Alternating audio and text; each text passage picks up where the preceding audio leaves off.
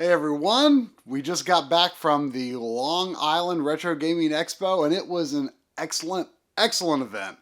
Lots of vendors, lots of people to meet. They had this amazing retro console and retro computer museum upstairs with some stuff I had never seen in person, all set up that people could just use. It was really incredible. And we thought it'd just be fun to do a little pickups video, so let's take a look at what we found. So the thing that struck me the most was just how many Sega Master System games there were. This is not something you see terribly often in stores around me anyway. And it just seemed like a really good opportunity to add a few Master System games to my collection, games that sort of had caught my eye.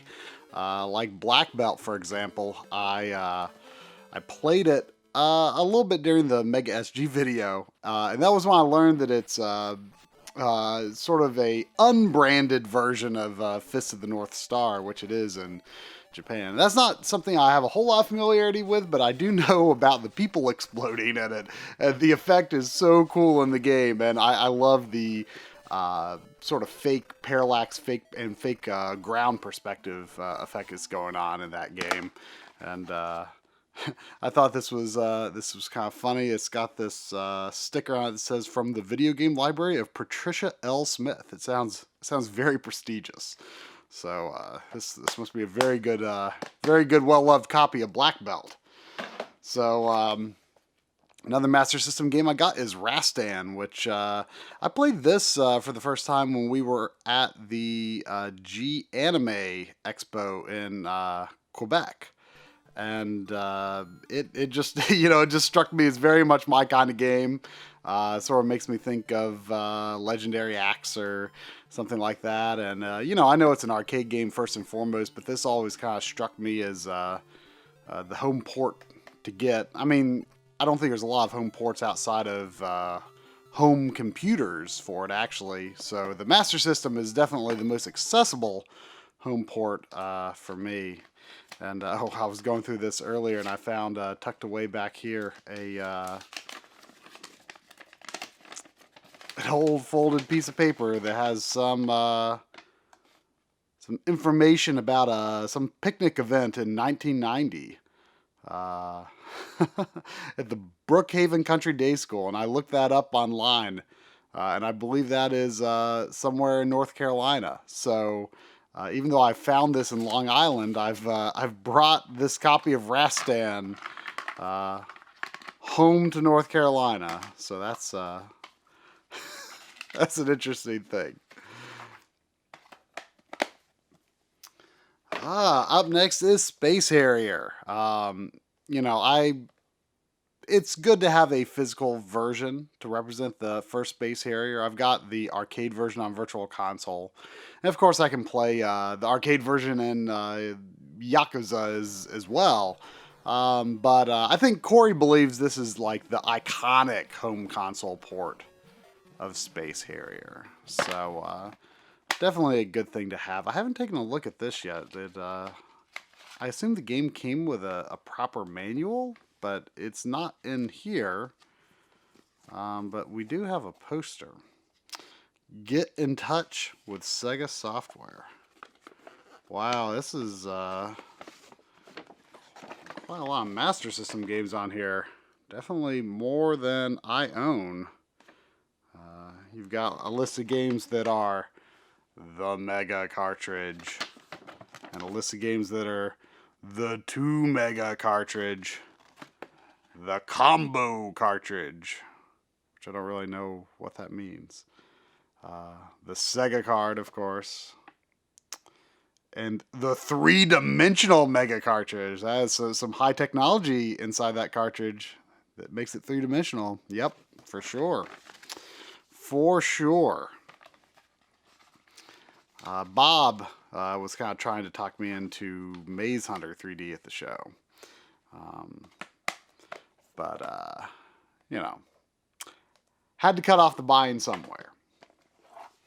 And of course, Wonder Boy, the original Wonder Boy. This is, this is the version I always think of for the original Wonder Boy over like even the arcade version. This is what I think of, and Coury and I are big Wonder Boy fans, mostly for the Monster World style games, but I do kind of appreciate the whole history of the series for sure, and that's a video we're going to get around to one day, no doubt. So this case was kind of a little dirty and dusty, but I think I got cleaned up nicely. And Zillion, this was $5, and Coury's like, you're buying that. You're buying that. That's a good deal for it. And it's a game that definitely looks like it would appeal to me, but it's always kind of intimidated me. It looks a little obtuse. And he said, you and Drum would have fun playing this on the Backloggery stream, where like I play it and then maybe Drum takes notes about the map layout and any of the codes that you have to enter in the computer and stuff. And that might be actually a pretty fun way to approach this game. So he talked me into it. So we'll give it a try and see what I think. That's all for the Master System games. But 5 Master System games. I also got 5 Genesis games because they were just kind of loaded up on Sega stuff in general. So I don't see a lot of interesting Genesis games locally. So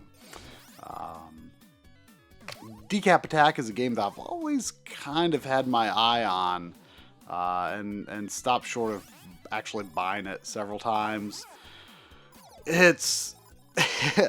It's got a very weird sense of momentum, and it's kind of a spiritual successor to Psycho Fox on the Master System, which I also saw at the convention. But it was like $65, which I think is probably an okay price for it. I think that's kind of what it goes for anymore anyway. But I stopped short of buying it. But these games have a weird momentum that... like, a knee-jerk reaction would be that it's kind of bad, but it's also kind of interesting. And it's just always kind of called to me. So I finally got it. And something I learned earlier this year, I think, from John Linneman, is that this is a total reskin of a Japanese game called Magical Hat, which is based on some sort of anime or manga property, if I'm not mistaken. And it's kind of visually a more appealing game, I guess. But it's, I believe, virtually the same game, just totally reskinned as Decap Attack. And obviously they had to make it like spooky and gross and cool, to appeal to all those 90s kids. So yeah, so finally got that. Got Dr. Robotnik's Mean Bean Machine to continue my weird obsession with collecting various versions of Puyo Puyo. I like this. I wish it wasn't really torn off, but there's the remains of a Babbage's price sticker on it. It was only $10. And I was like, you know what? I don't think I've actually ever run across this game before. It's only $10. Like, why not? Why not have another Puyo Puyo game? So, there you go. E-SWAT. This was actually the last game that I bought, but one of the first games I was considering buying, actually, at the convention. And I'd seen Coury record clips from this game a few times, and I wasn't too sure what it was from, and I finally gave it a try for myself, making the Mega SG episode through the EverDrive. And it's pretty fun. It's pretty fun. It's just a deceptively fun, just sort of run and gun. I mean, not like a real fast-paced game necessarily, but yeah, it's just fun. And I'm really looking forward to playing through this one. So seems cool. Mystic Defender. This is a game that Coury was considering doing a video a long time ago on. This is kind of part of a series. I'm not really clear if it's like based on something in Japan or not, but there's kind of a series of this, and I forget what the Master System entry is called. I don't think it's like obvious that they're tied together necessarily, but they are. This just is, kind of again, kind of a running gun of a sort, although you're gunning with magic.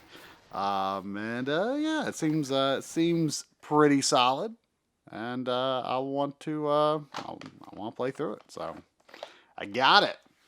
And I recently played through the new Toe Jam and Earl, the one that's on modern platforms. I played the Switch version. And it kind of just got me back to thinking, like, man, I know that Panic on Funkotron is not the most popular Toe Jam and Earl game, but I really want to play it. I think it's visually a very nice looking game. And, it just sort of seems like a more methodical, exploratory platformer, and I think that's okay. I was actually playing it around with it just a bit, and I was surprised to see that things like the trees and the dance off, shaking the trees and doing the dance offs, came from this. So yeah, I think it'll be a pretty fun game. It should definitely be amusing if nothing else. So that's it for the Sega stuff. I also bought one game from Carlson, who runs the Mad Gear booth, and he's at just about every convention we go to, and we love Carlson. He sells pretty much nothing but imports, and usually has pretty good stuff, and is always willing to work out a deal. So yeah, this is Valis 4. I've played Valis. The PC Engine CD, it's actually in my system right now. I played the PC Engine CD version of Valis 1 and Valis 3 relatively recently, and I thought they were, there's definitely something a little off about them, but they're also kind of good. They're strangely compelling, I will say. So I heard, so I was told this was there by Ian Ferguson, whose table was actually next to ours, and he was like, "Oh, Carlson's got Valis 4," and I'm like, "Oh, well, I'm probably gonna go buy that," and I did. Speaking of Ian Ferguson, we really enjoyed hanging out with him. He was just a lot of fun to chat with while we were there, and he was selling some of his own games at his booth. And I repurchased Trauma Center Under the Knife from him, which was a game I enjoyed on the DS, back when it came out, and sold it for whatever reason. I've played the Wii version since then, which is good too. And Ever Oasis, which I kind of wish I could be done with 3DS, but this is a game that I played the demo of it when I was working on the 3DS episode, and it seems really good, actually. It just seems really well made and like just a fun action RPG, so I kind of felt like I had to have that. It was funny because he was selling this for $5, and I gave him a 20, and he gave me 3 5s. And then later I took a closer look. I'm like, oh, you've got Ever Oasis. I didn't notice that. And I gave him his 3 5s back because it was $15. So, what comes around or whatever. And last but not least, or maybe least, I don't know. This might not be a very good game. I honestly have no idea. But it's the Code Veronica Gun Survivor game. Which, sort of a funny story about this. This was actually the first thing I bought at the convention. And it turned out that I bought it from Brooklyn Video Games, who we had met the owner of in New York City last year. And he said, Carcinogen traded this in, who Carcinogen is a very well-known streamer and speedrunner, and big Resident Evil fan, and I guess he was downsizing some of his collection and traded this in, but kept the gun con. So this is just the game and the box, which I like having the big boxes for light gun games. I think it's fun, and you know what, it's probably for the best that the gun con wasn't in there, even though it would be cool to have one of the black Japanese gun cons, because I like, if it was a good deal, I probably still would have bought it, even if it with the gun con, but like, it wasn't even until later that I was like, gee, you know, I'm kind of glad it didn't come with a gun, because that probably would have made an interesting situation at the airport. X-ray security. But yeah, that's what we got. You know, bunch of Sega stuff, and you know, little of this, little of that, and yeah, seems like some stuff that I'm looking forward to getting around to playing, and yeah, it was just a great time.